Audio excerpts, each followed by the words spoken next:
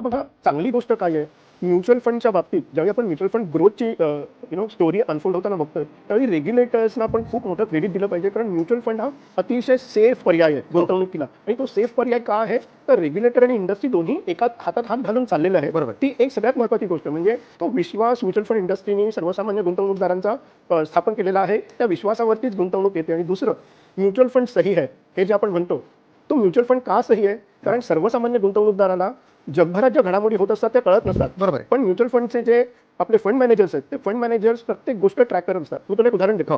चायनाने steel production वरती एक नवीन policy आणली, ज्याने लॉस मेकिंग स्टील कंपन्या त्यांनी सांगितलं की आम्ही एनकरेज करणार नाही. त्याचा immediate impact to Indian steel मार्केटमध्ये बघितला तर स्टील मार्केट वेंट अप.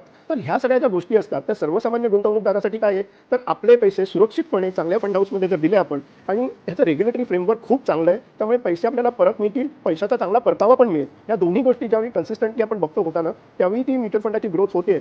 आणि हे खूप महत्त्वाचा प्रश्न आहे, कारण ज्यावेळी आपण बघत होतो की एफ आय एस सेलर्स आहेत, गेल्या 12 महिन्यात आपण बघितलं की continuous F I S seller आहेत, त्यांना यूएस मार्केट जास्त अट्रॅक्टिव्ह वाटते. पण तरीही मार्केट खाली नाही गेलं, कारण आपला रिटेल फ्लो, एसआयपीचा फ्लो आपण बघतोय, मंथ ऑन मंथ तो फ्लो वाढतोय.